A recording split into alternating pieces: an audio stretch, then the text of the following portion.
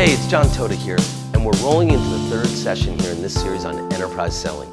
If you're catching this series now, make sure to click below and check out the earlier sessions. There's some really valuable concepts that kind of form the foundation of everything we'll be talking about going forward. So feel free to check those out and come back to this video if you need to. And remember to leave any comments below, questions, whatever you have. I'm here to help, and I'll reply to each and every one as soon as I can. And I'll even be shooting some new videos in the coming weeks where I'll answer the recurring questions from all of you. This series was made with professional speakers in mind, and my proven system for enterprise selling will change the way you think about scaling your online knowledge business. So let's get right into one of the core principles of enterprise selling, the buyer. I learned a long time ago that you don't just create product in a bubble and then bring it to the market and cross your fingers that you got it right. It typically doesn't work. Although this was a hard lesson for me because I was in the business of selling technology products, not content. You have a team of product managers, business analysts, and software engineers who are paid a lot because they know how to deliver value to your market. So it's easy to fall into this trap. And in somewhat the same way, as a subject matter expert, you are also getting paid because you have an expertise in a certain space. Asking your clients and prospects what you should give them next is just not a natural instinct. Knowing your market intimately and conversing with them regularly about your product is critical to your success, whatever that product may be. In the next session, which you'll have access to in just a few days, I'm going to dive deeper into a very cool strategy to learn more from your clients and prospects so you can build the product that they already want instead of guessing and hoping you got it right. So make sure you keep your eye out for that one. But first, and even more importantly, we need to be really clear on the difference between an enterprise buyer and your typical retail prospect.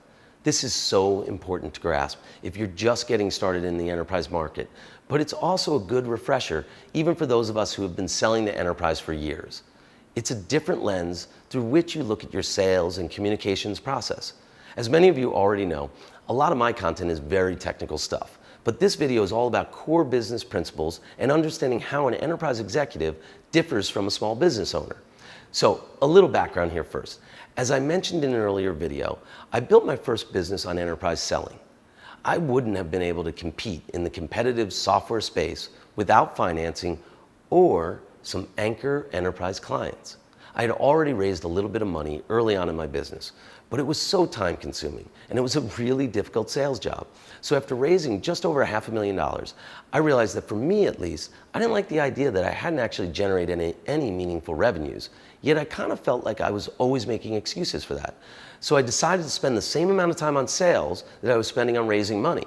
And I had a strong network at that point and good brand presence, but really nothing close to what you would need to impress an enterprise. And that's when the very first iteration of my enterprise selling program was put into practice. So these strategies and the resources I'm sharing with you now are actually very similar to the original blueprint I followed to build a successful multi-million-dollar software company running systems for huge clients like Bank of America, United Health, AARP, and Lincoln Financial. Then I went on to teach these same concepts to our top content providers, and they're all doing it as well. And some of them have gone on to create even greater successes and bigger numbers than even we have. So this system works, and you can implement it too. But it begins with understanding the enterprise buyer. Here's what my experience is. There's three core concerns in a buyer's mind, whether they're enterprise or retail, big or small. It's need, cost, and timing. Think about that. In any selling situation, you first have to communicate the business case that establishes a relatable need that you can satisfy. Next, it comes to cost. And how much budget do you have? What's the ROI you can deliver? And timing is one part knowing when to make the sale, and the other part creating a sense of urgency to buy.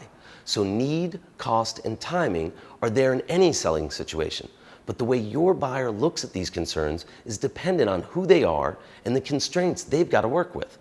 A retail prospect is typically a small business owner or a high-ranking executive at a small to medium-sized company.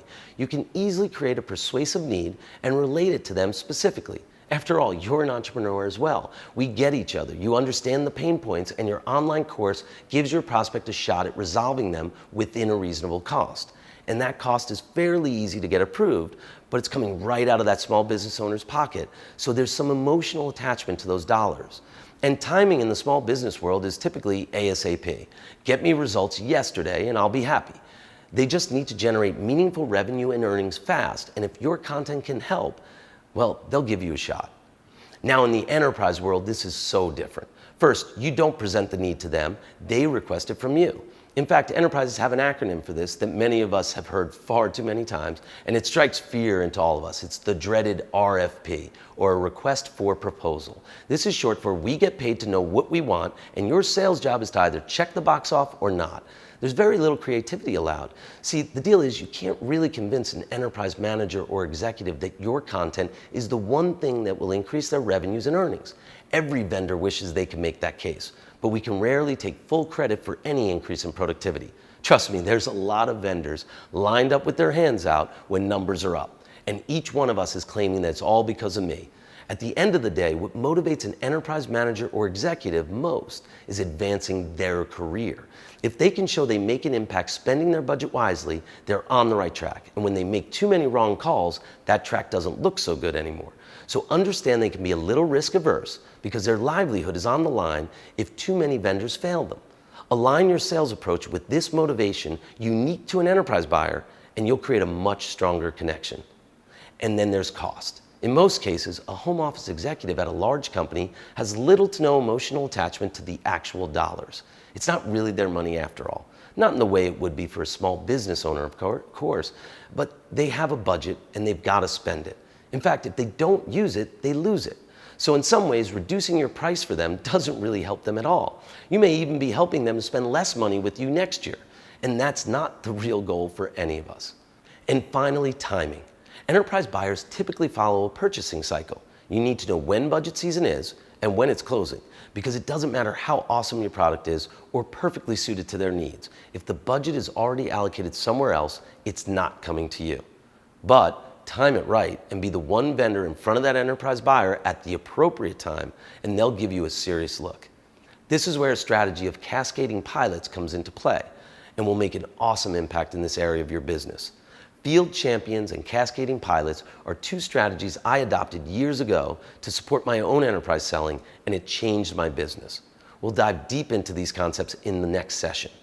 For now, it's most important to just recognize the differences between enterprise and retail buyers and become very conscious to how you can adapt your sales style to accommodate these unique differentiators. Check out the worksheet below. This is going to help you with the process, and it offers some great best practices to keep in mind as we move into the next session on actively engaging these enterprise buyers. So make sure to keep your eyes out for the next session coming soon. And as always, leave any questions or comments below, and I'll see you in the next one.